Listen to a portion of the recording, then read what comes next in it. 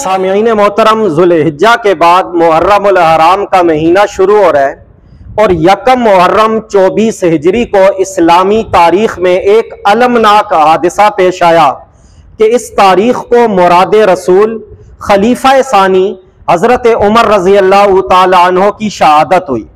इसी मुनासिबत से आप रज़ी अल्लाह तआला अन्हो के दौरे खिलाफत के चंद नुमाया कारनामों की झलकियाँ आप हजरात की खिदमत में पेश करनी है कि हजरत उमर रजी अल्लाह तआला अन्हु जब मुसलमान हुए तो तौहीद का दर्स बराह रास्त नबवी यूनिवर्सिटी से हासिल करके इस मुकाम पर पहुंचे कि इस्लाम के दूसरे खलीफा राशिद बने।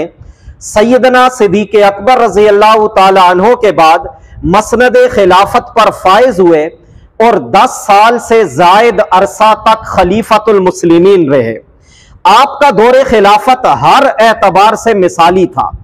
आपने अपने दौरे खिलाफत में अवामुन्नास के लिए ऐसी बहुत सी इस्लाहात की जो आने वाले हुक्मरानों के लिए काबिल तकलीद नमूना बन गई।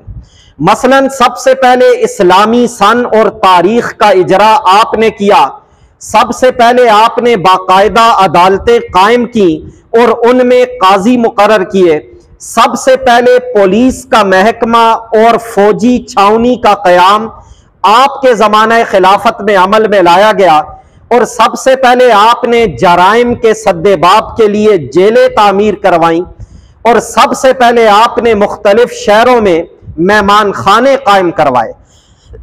इसी तरह सबसे पहले आपने जमीनों की पैमाइश और मर्दम शुमारी का निजाम कायम फरमाया और सबसे पहले आप ही ने ज़राअत की तरक्की के लिए नहरी निजाम कायम फरमाया। अलगर्ज हजरत उमर फारूक रजी अल्लाह तआला अन्हु का दौरे खिलाफत अदलो इंसाफ से भरपूर था और रियाया के लिए एक बेहतरीन और मिसाली दौर था। हमारे हुक्मरानों को भी अल्लाह रब्बुल इज़्ज़त हजरत उमर फारूक रजी अल्लाह तआला अन्हु के नक्शे कदम पर चलने की तौफीक अता फरमाए।